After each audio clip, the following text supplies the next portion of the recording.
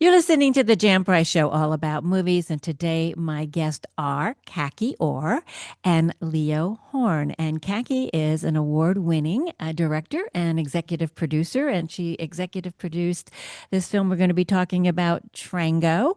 And Leo is the cinematographer and the director of the film Trango. So, welcome to the show. Thank you. Thank you. It's Thank nice you to so have you. much. You're welcome. And so here we have Leo. He's skiing or snowboarding. What are you doing exactly there, Leo and Whistler? Yeah, just by Brandywine out here snowmobiling and doing some snowboard laps. And it was supposed to be a bit more sunny today, but hey, it's fresh snow, so take what you can get, I guess. Yes, exactly. You want to make sure that hey, it's important. I love the snow. I love skiing. I miss it. I live in Santa Barbara and I miss snow. So let's talk about this film. It's so visually stunningly beautiful. It takes your breath away.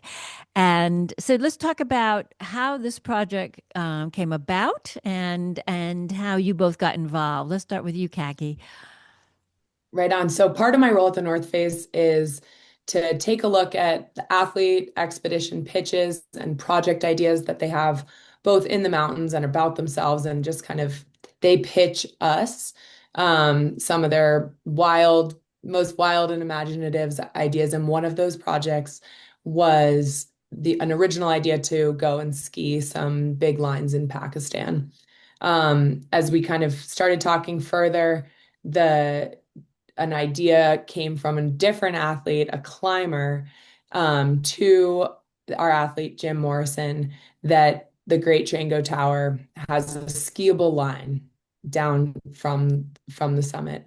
And both Christina Lusty and Jim kind of decided to go and explore the potential of this line and shift their original plan. And so the first expedition was approved by the North Face, to be supported by the North Face, for them to basically go and recon this area and this incredible opportunity to ski an untouched line in the Karakoram. Um, we started talking to Leo about some commercial needs for some product that the athletes were going to be wearing on this mission. And I mean, there was always like a hope and the opportunity that they might ski it. But the expectations for what they would discover while they were out there were up to the athletes and to the cinematography team. So that was kind of the first trip, and Leo and I had um, a kind of side conversation about, let's, like, also with motivation from Jim and Lucy, but let's, if they do ski this, let's have in the back of our minds, outside of some of the more commercial stuff that we're going to shoot, to document this verite for a potential documentary. It's an amazing, it's just amazing to watch. It really is. And so, how did you get involved with it, Leo? Well, I think with Christina, I had a past relationship working with her, and we just like have mutual respect for each other. Her skiing is absolutely incredible. She's absolutely pushing the limits what's possible on skis, and really looking at the mountains in a different way than a lot of people really are. So, I guess I've had some gravitational pull towards that, and I've just always appreciated working with her, and so got brought on through her, and then yeah, ended up becoming very very good friends with a lot of the other athletes on it. So, how, I mean, obviously it's very difficult. As I said, the photography, the cinematography is just breathtaking. I mean, these mountains are just unbelievable. Um, how difficult was it? Did you use a lot of drones in filming this? How did you go about doing filming this? Because it had to be a very difficult feat just to do that. Were you also on this with them going up Trango? On the well, I guess both years because we shot it over 2 years. I would go up to our high camp, what we were calling it, and I believe that was around 5,500 meters. And then I was filming with the drones from that point on. We had on the first year, it was Drew Smith went up on slope with them, and he would be filming like along the way and also shooting photos. And then the second year, we had Eric Repke that he went up just below the summit and was filming on slope stuff as well. But in the film, we primarily used the drone footage and athlete GoPro footage because that was just something the editor Jay McMillan and myself talked about of just like being in these wide aerials and really showing the place, and then like being in the athlete perspective, bringing you on the slope with them essentially, and a little bit less of like classic verite shooting as they're climbing and going up this objective. Um, I think some of the like, sure, the climb itself is challenging to film, but it's also like being in these remote locations and making a film like this and trying to elevate the cinematography that like all the well, not all the gas, but a lot of gas in Pakistan is, it's bad gas. And so we just have broken down generators. You'd have like four generators and three of them would be down at once. And then you can't shoot the next day without power. So it's all these other small little things going on, like basically behind the scenes that is making it a lot more challenging to actually get out there and shoot. I was going to Which is ask. ultimately like the most unbelievable feat. Like the this thing that makes this film so special is the way that Leo shot and directed. It was a unique, almost immersion into this experience using the drones, but also knowing what Leo was doing behind the scenes to get like luckily like you were on the trip and you are mechanically inclined because the amount of generator work that you had to do while also trying to get your batteries going, think about safety, climbing up to high camp which is like just before the summit, is no small feat in and of itself, especially with all of their gear. The drone's massive. I mean, Leo's a true ninja across all facets of what made this film possible. I would think you would have to be a ninja to make it possible because it seems like an insurmountable feat to make this movie, to be honest with you. And I was going to ask you what was the most difficult part. And now you just told me, bad gas. Yeah, that was definitely a hard part of it for sure. Were there other hard parts too? Well, one thing that we always it was half joked about was the gully that we had to climb up to high camp. It was just long enough and enough elevation that like it would take it out of you for sure. You'd feel it, but then there was like objective hazards that there'd be avalanches coming down on it, or there'd be rock fall, and you'd be like going down, and there'd be like a small boulder like whizzing past you like 30 feet away, and over the 2 years, I forget, like it was like something like we did it like I want to say like 14 times or 16 times or something like that, just because you we'd go up and we'd take a load of batteries, or we'd take a tent and you take your higher sleeping bag, or the climbers would leave their skis or their gear. So we would have to do these shuttle loads and acclimatization laps. And it's like you really just don't even want to go up the thing twice, let alone like 14 times or something like that. So I think that the gully for me was definitely like, yeah, a little bit of a not a super big challenge, but it's something that like, oh, I wouldn't really want to necessarily go do that again tomorrow, but I would. But If you had to, you would. You yeah, would do it. Kaki, were you on the shoot? Were you there also or not? I was not on the shoot. I was home pregnant Oh, during both of the shoots. But the plan there, Christina, Lucy, and I talked about me coming on the first shoot. But managing from the sidelines.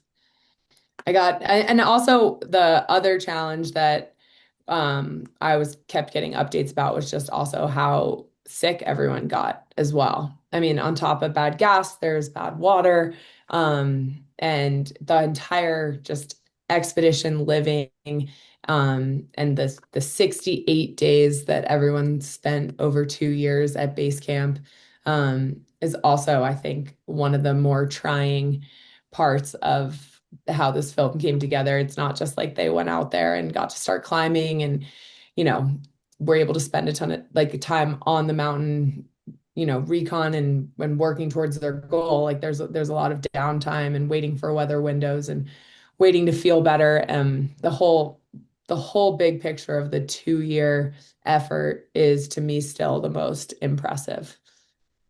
So they started it and then couldn't do it, and so you all went home and then came back the following year. You didn't all just stay there waiting for the next year, did you? Well, everyone came back and from um, more of the like everyone thought the effort was awesome. We got incredible photography and cinematography back from the trip.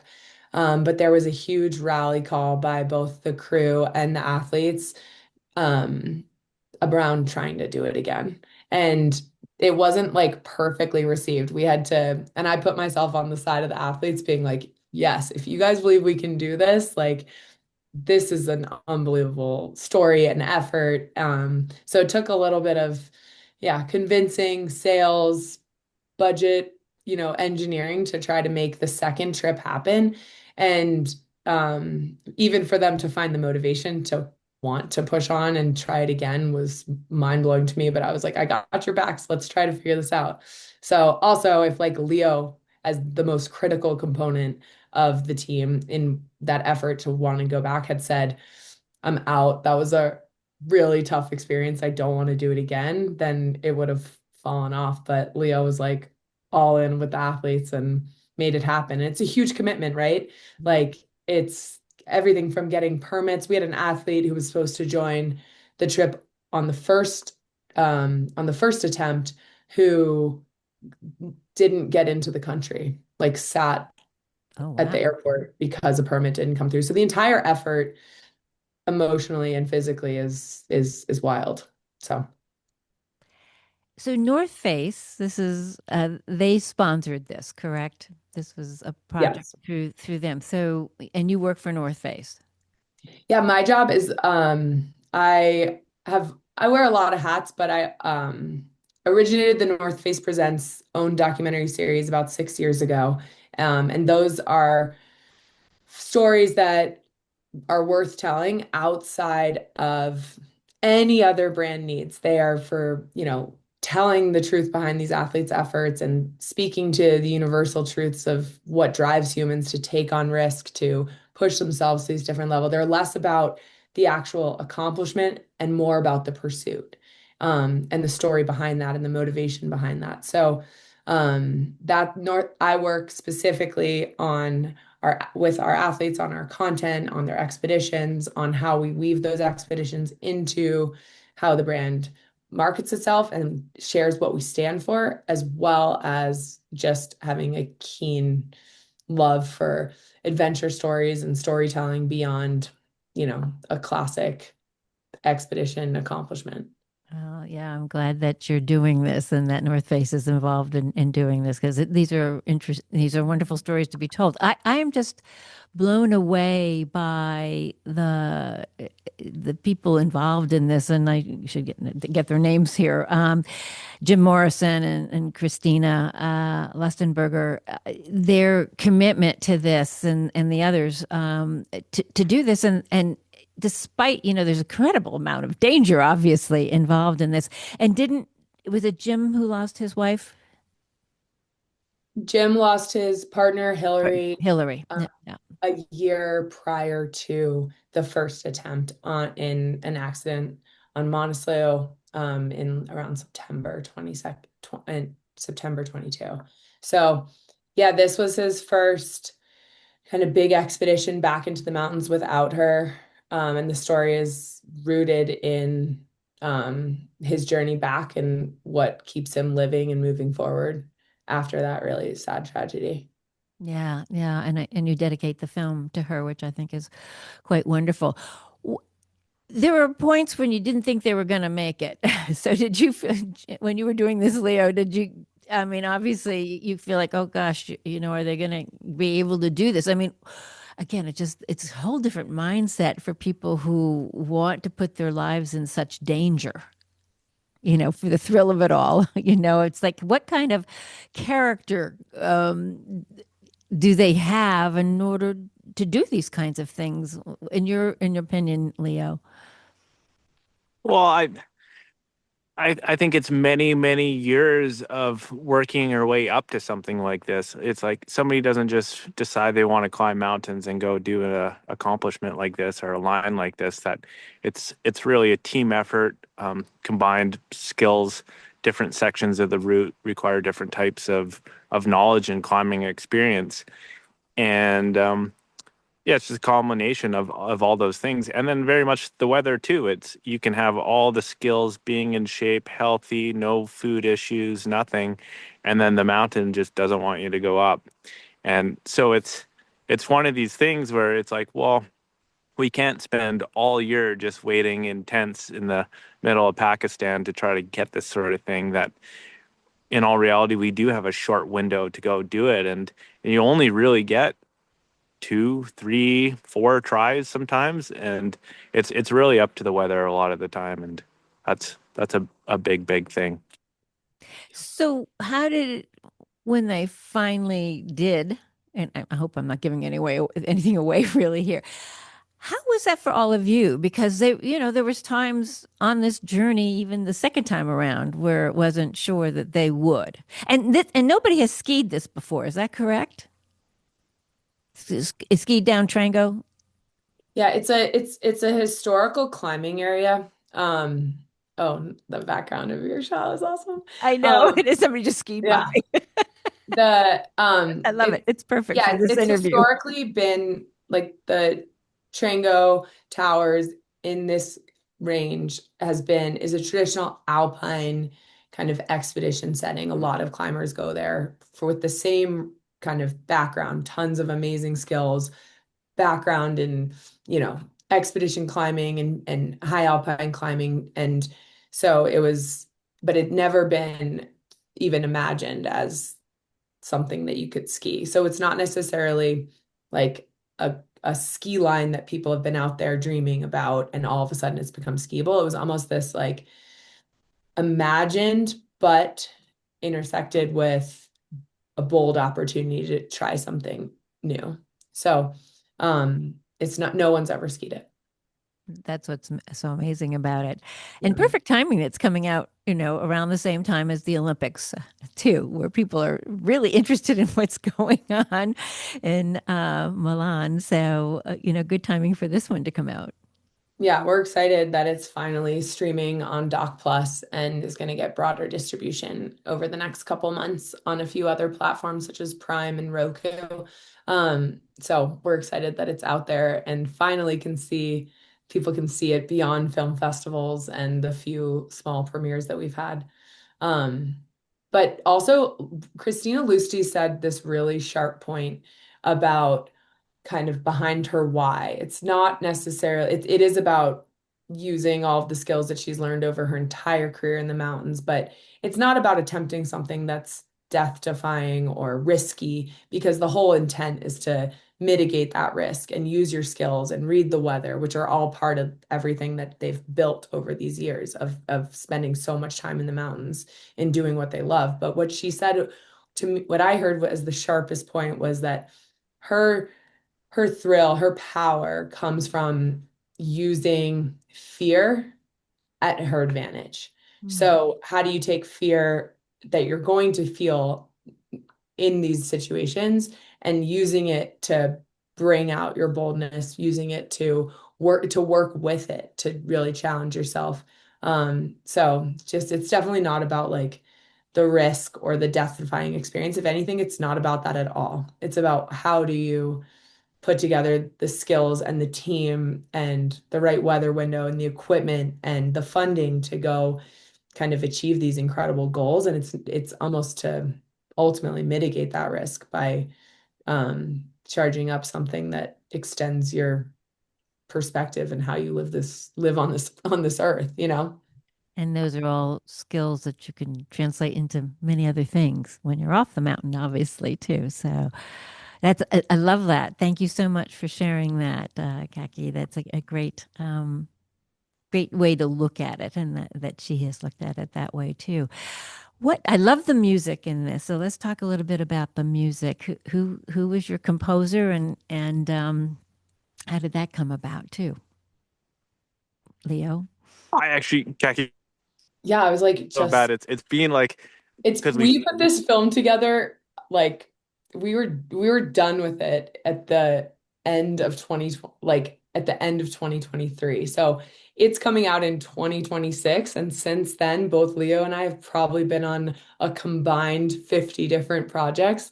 But we did have a composer for some of it, and then we also have four licensed songs that are, you know, traditionally, recorded music. But the composition really does bring like the emotion forward, and it is incredible. And I'm sorry, composer, you did an incredible job, That's okay. and I would love to name you. But we can mention Steve and Jay, who both work for one works for Arcade Motion, one works for Halcyon Post, and they helped really put the final kind of touches on the whole thing, from graphic treatments to music to working with Leo on all of the different edits and really refining it down to like the cinematic masterpiece that it is. And yeah, I think like the rationale for watching it is not only like the the incredible cinematography, the unbelievable story, but I think that you definitely leave the end of that film thinking about how like what you're up against personally in your own life, and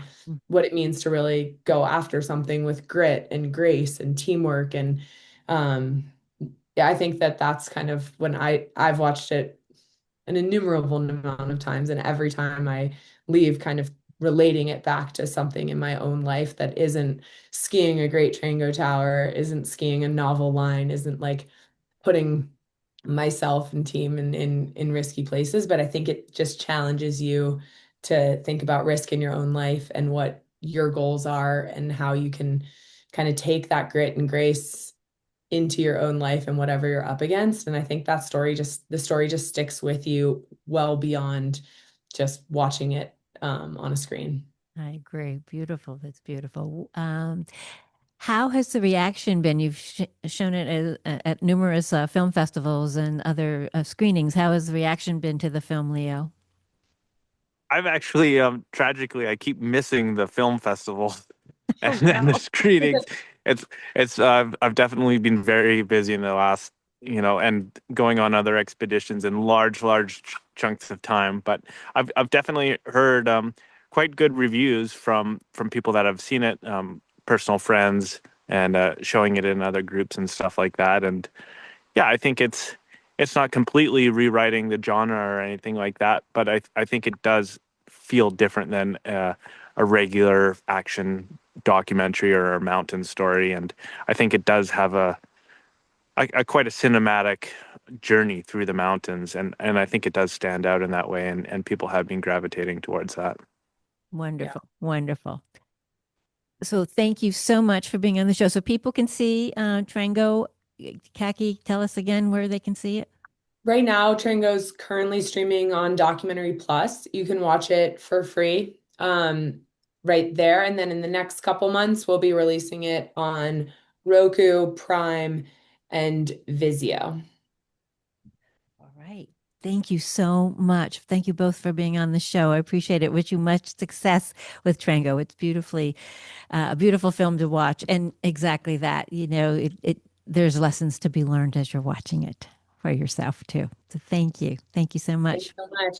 Great Thanks success. for taking the time. You're welcome. Bye bye.